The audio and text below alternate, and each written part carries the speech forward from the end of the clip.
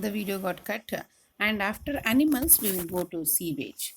Why I told the sewage is more important is many of the croplands are irrigated with untreated domestic sewage. Okay, so in many of the places, if not everywhere.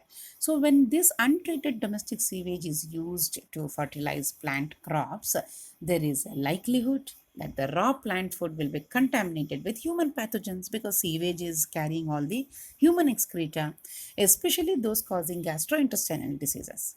In addition to these pathogens, coliform bacteria, anaerobes, enterococci, and other intestinal bacteria and viruses also for that matter can contaminate the food from this source. Okay, so you should be very, very careful about this. Natural waters contaminated with sewage contribute their microorganisms to the shellfish, fish, and other seafoods, what is actually taken from the sea.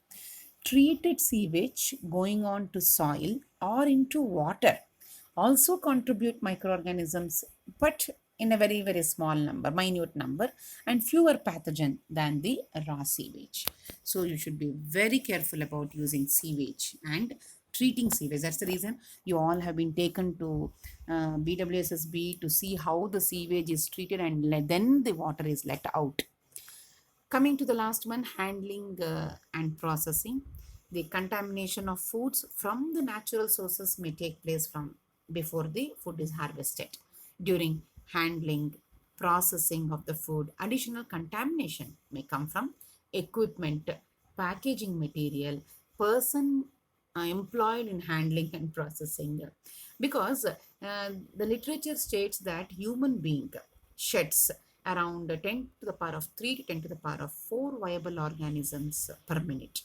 And the number and types of microorganisms shed are closely related to the subjects working in the environment. That means if I am having any infection, the organism shed will be that infectious organisms only. Suppose a person with tuberculosis is working continuously, coughing and not taken care. So you can see salmonella there. Very some person with only a very very common cold is suffering and coming to the job and using all these equipments. He may shed only streptococcus, pseudomonas, or something like that, common cold organisms.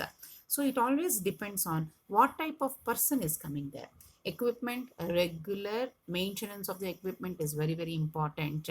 And packaging material, what we are using, also becomes very important because the food is going to stay in the packaging material till the shelf life is over.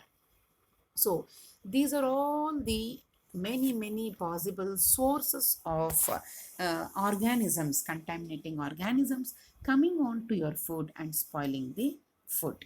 Okay, so if it is asked individually, you can write it for the short notes. It can be asked for the 15 marks question also. Discuss in detail the sources of contamination of food. So you should write for all the six or whatever it is dealt. In the first slide, I have told you, soil, water, air, green plants, animals, sewage. Here, handling is missing. You can include handling and processing also, and then study for this. Thank you for the patient hearing. Any doubts you can ask in the group that will be transferred to me from your class coordinator. And I have also taken your email ID wherein I'll be posting the notes to the email ID. Please start studying all these chapters wherein you may have directly have to face the examination when the college reopens.